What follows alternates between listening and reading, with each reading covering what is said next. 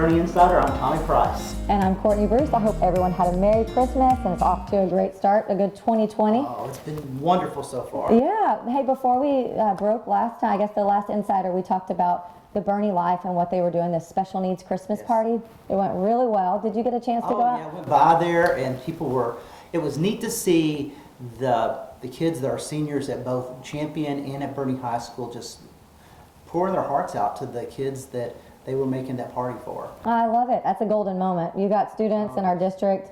I know we're all super proud of these students that go over there, the student leaders, and they did a big party with Santa was there. They did face painting, the treats, the games for the special needs students and their families. Well, and the bevy went all out, making it special for everyone there and helping out the entrepreneur class to be able to do it. So it was neat. Definitely. It's a good snapshot of what we're all about. Hey, so what other things happened over the break? We've got a couple of other golden moments. We've got two of our coaches who were named Coach of the Year by the San Antonio Express.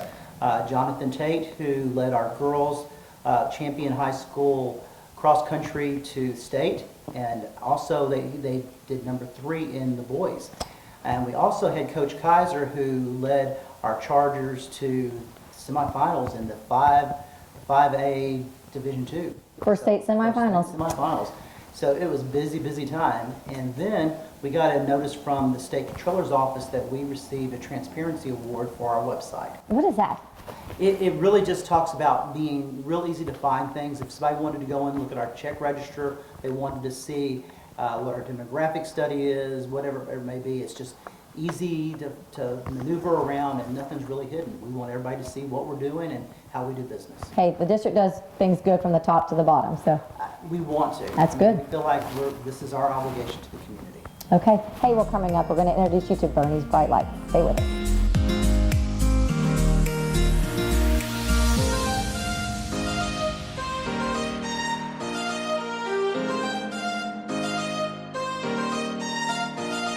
Welcome back. We're now joined by Lisa Pritchard. She's our Executive Director of Student Support Services, and you have a new program going on with our Whole Child movement called Bernie Bright Lights. Why don't you tell us about it? We have 4 social emotional skills that we teach each year, 1 per quarter.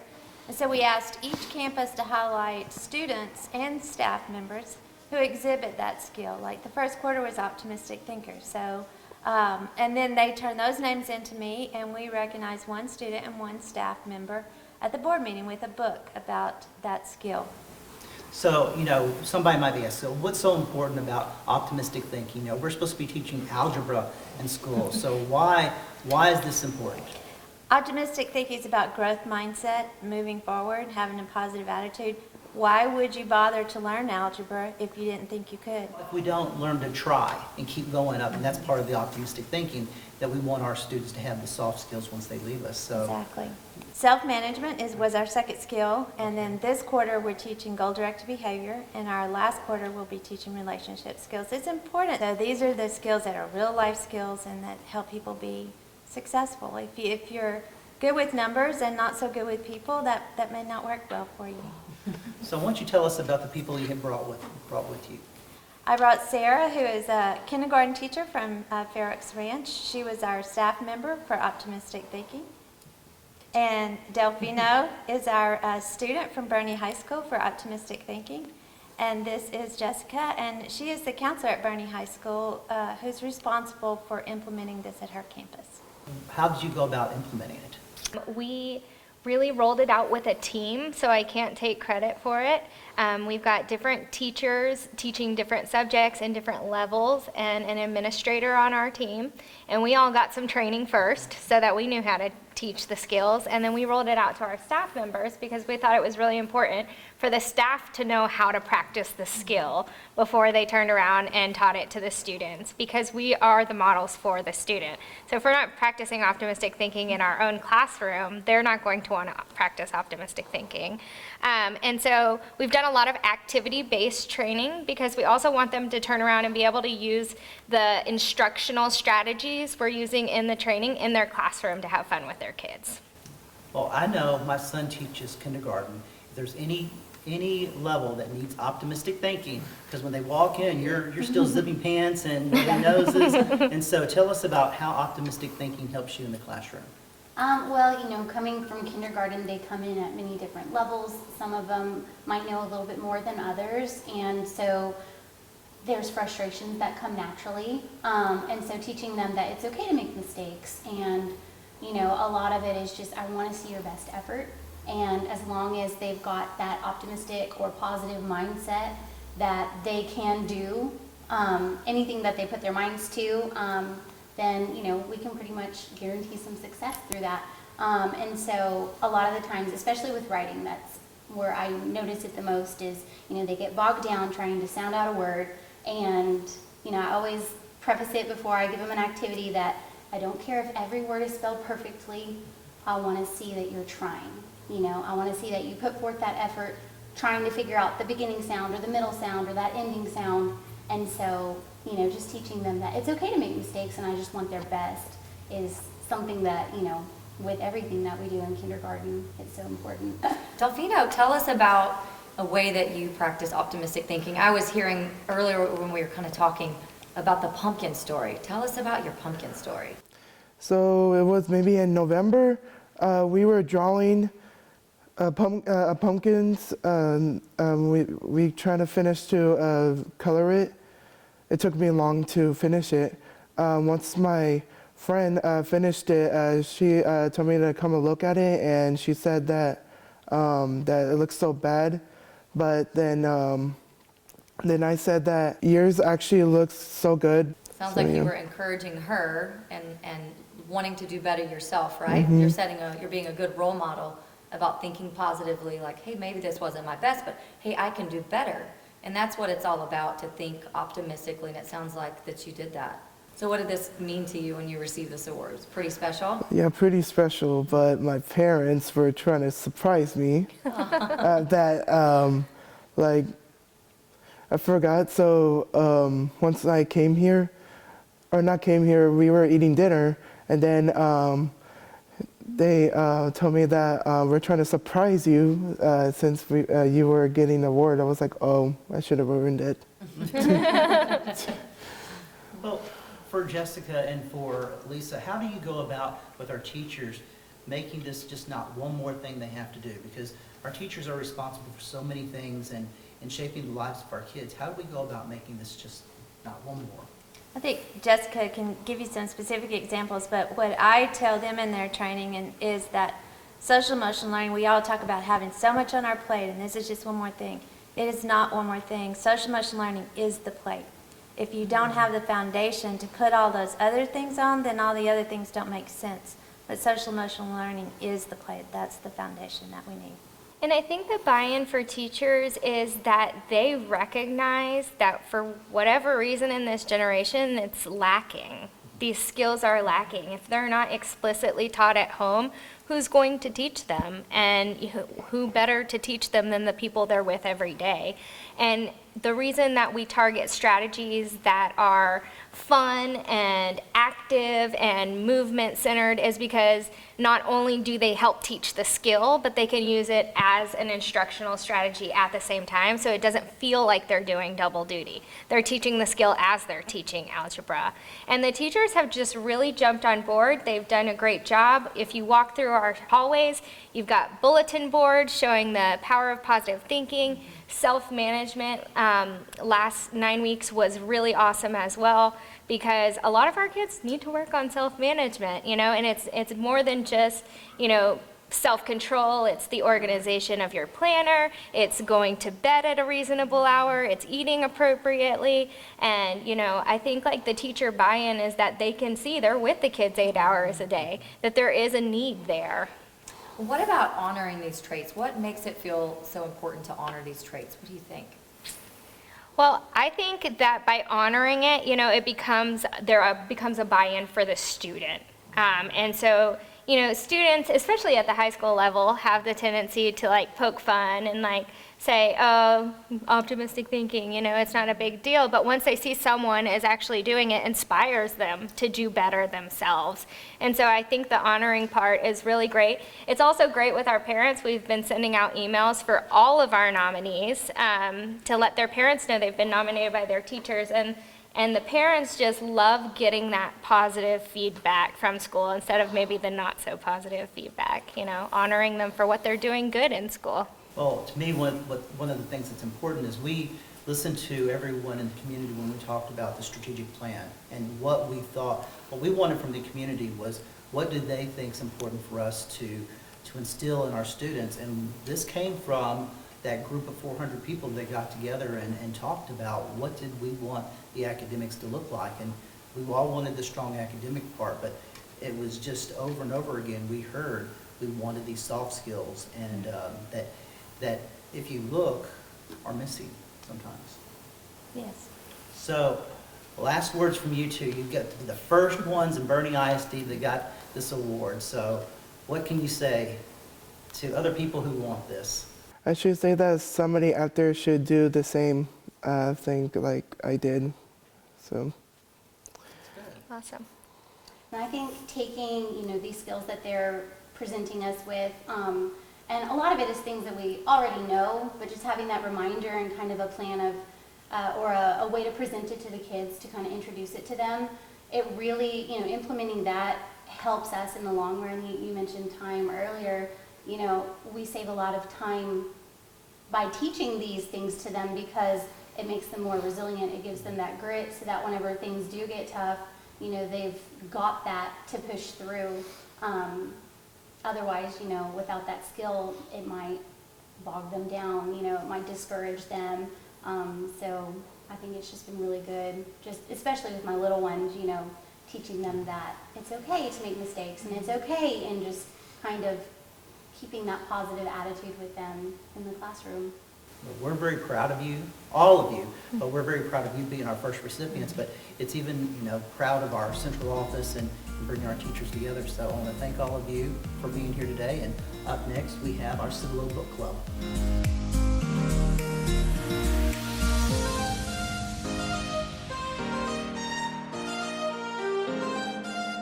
Now we have the Cibolo Creek Book Club with us here today. Miss Wiggins here leading the charge, and we want you to introduce who you brought with you today. Thank you. I brought Kate and Aubrey, Claire, Caleb, Hayden, and Preston. Y'all happy to be here? Yes. Well, we want to hear from you too.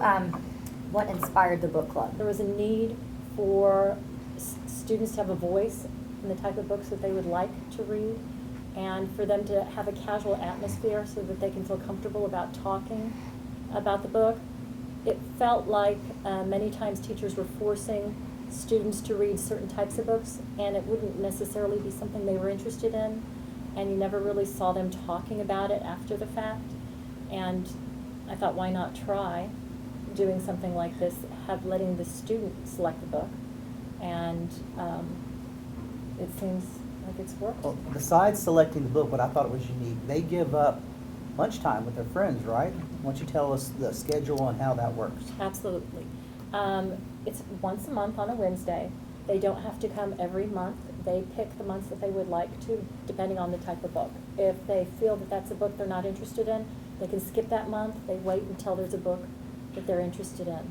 And during lunchtime is when we have our lunch and we discuss the book. And it's led by the student that selected it. And each month it'll be a different student. We do a random drawing at the end of the book club meeting to see who will be the next book club leader. How you chose, and you said each of the leaders get to choose their book. Why did you choose that book? I've never really got a chance to read it, and it's been in my house, so I thought it'd be kind of cool to just read it at school. So, as the leader, tell us some of the things that you did. So you have to write down questions at the meeting, and you ask people the questions and you call on them if they want to answer, and we usually do that the whole lunch. And we all just read the book together. You enjoy reading, obviously, right? All of you enjoy reading? Yes. That's good. That's a prerequisite. You have to like to read. Yeah. Tell me, you got to lead it first yet? Me, I have not gotten a chance to lead it yet, but my friend Aubrey has, and my friend Nicole has.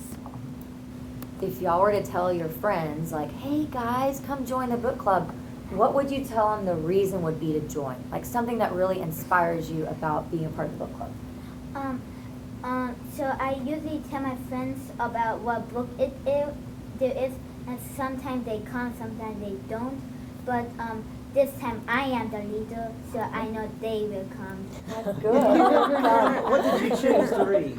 I just got it today. Oh, okay. No. Well, I can't wait to hear what that's going to be.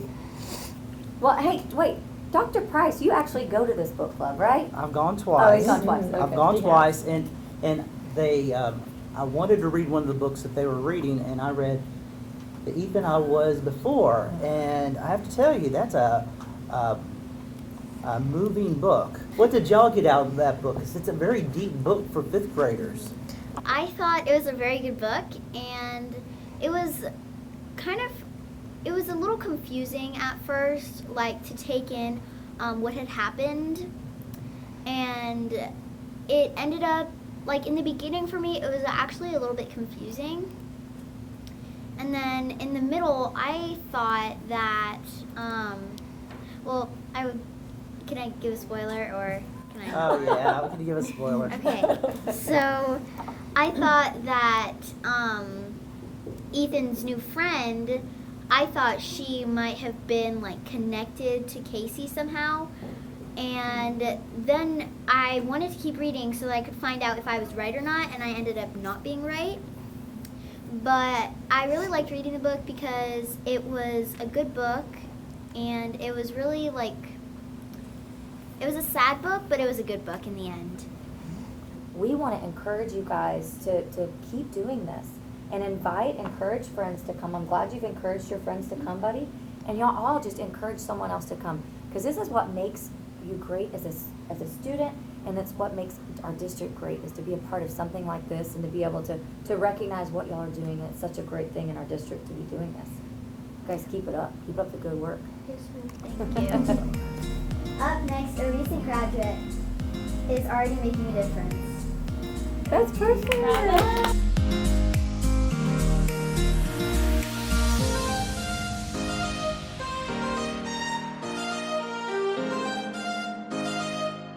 Welcome back. We're now joined with Hunter Beaton, a BHS alumni, fellow graduate here. I graduated from Bernie High School. Right. And here you are, fresh off of Bernie High School, doing great things. And you're here. It's his birthday today. Oh, Did we yeah. mention it's his birthday today? Yes, it's my 19th birthday. All right, man. You're getting up there in the years. Yes. Oh, of course. Yeah, I'm getting old.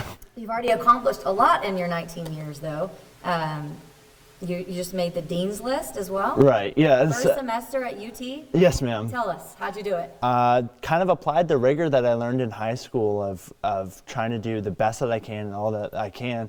And it's also not only in making dean's lists, is not having any late work or not missing any work. So just applying the same rigor that I had in high school, and then of course adapting with college, because you live in a new place. How to time manage is a huge one, which was definitely a big change. But that was kind of how I did it. Well, good. Well, you're doing something right.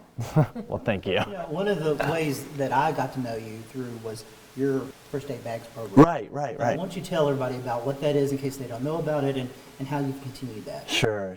So when I was 15, and I'm a freshman going into Bernie High School, I was I think a Life Scout going into my Eagle Scout.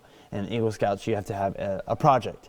And so when I was doing my project, I just decided to do a bag drive for these foster children that are moving from home to home. And I saw this as a problem because when my three siblings came into my home through the foster care system, they came with a trash bag full of their clothes or whatever they had at the time.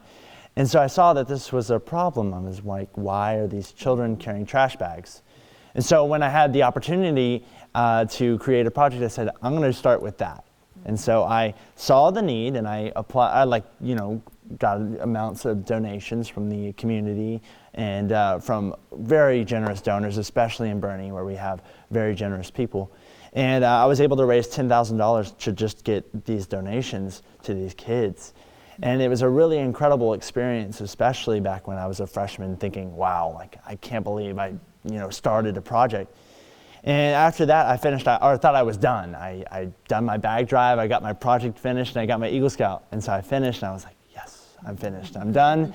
And now I can worry about school and girls and everything else like that. And so, but God threw a different life plan at me, and he reminded me that, you know, after the 100 bags that you did at your Eagle Scout, that might not be enough when it comes around again. After all the bags are given out to each of the children, what is it going to be like when, you know, they're back out of bags? Are they going to go back to black trash bags, or are they going to try to do something different? And I figured, you know what? Might as well just try to do something myself and try to see if I can make a sustainability project. And so that's where the big Day One Bags project now is on its hold, and that's where I get the nonprofit and the name, and now I have around 29,000 bags in 14 states. Wow, that's remarkable. Well, thank you very much. Especially go back to the dean's list and being able to do all that and juggle time management wise, but also, and this is one of the things you're known for. You're intelligent, but you have a big heart, and that's Well, part you. of Bernie too. So we're proud of you for doing that. Well, thank you very much. But it's also opened doors for you, right? I've heard you got to ring the bell.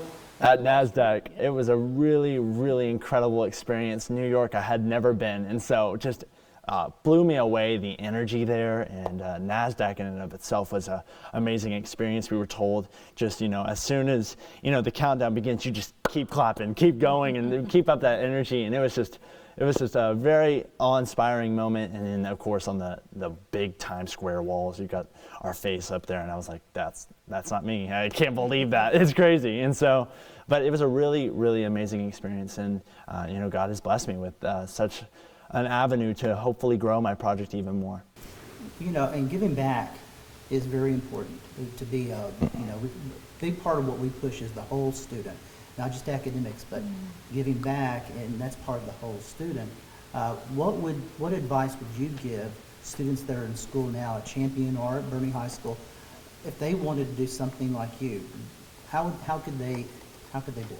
Right, and I think that is the crux of like why I do things. It's not only because I want to, you know, help the children, but I also want to inspire others, and that I'm no special than anybody else. I was a Bernie High School graduate just like the other 306 of us. But I think what helped me kind of stand apart is that I think I saw a talent of mine. I saw something that stuck out to me, and I honed in on that, you know. I said, you know what, I have this desire to help people, and especially help you know, vulnerable children, especially when they're going in the foster care system. So I said, I want to hone in on that. And so the same thing goes for athletes. If athletes are like, I love baseball, I love the fact that it makes me feel good, it makes me feel like I'm accomplishing something. Why don't figure out a way that you can help people that are out and want to play baseball, or you can go make a little league of people that don't have the equipment and you do, and just play with them, or, you know, people that want to experience a true baseball game, bring them to the game or something. So hone in on just a skill that you have, whatever that may be, from reading to you know, sports, like I said, or from doing things like mine where I had an experience and I wanted to start something. So my basically thing is, you know, find a skill that you have and kind of tailor it, trying to see if there's any way that you can give back in that way, because you've been gifted or hopefully graced with that blessing, and so maybe you can, you know, spread out the wealth a little bit in that way. That's good. I think that's something that makes our district so special is, you know, we have a great district, but to see what comes out of the district, it just is, it's kind of like proof in the pudding. It just, you see great things, and what I see from you, Hunter, is a lot of passion, you know, and in our community is a foster community as well, and you see a need and you feel a need, and so I just want to charge you, just keep up the good work and keep changing lives, and it's definitely inspirational to others in our district, and just keep going ahead. Appreciate it. Thank you very much for having me. Up next is 2 Minutes with Tommy.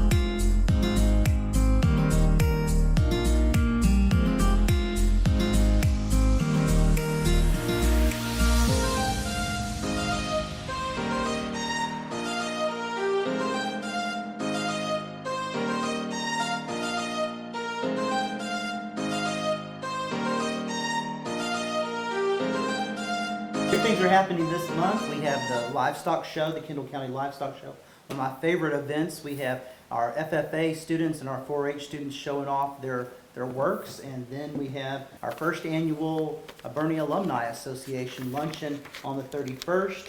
And we also have January 20th as a day off for our students and our staff. January is also Board Appreciation Month, and we want to take this time to thank all of our board members who so faithfully serve, give all their time and talents and treasures to also make this district just such a great place. I think they play a huge role in that. To be a great district, we need a great community, a great leadership team leading that great district. We'll have some more great stories for you in February. Thanks for tuning in. 2019's been good, but I think 2020 is going to be even better. It will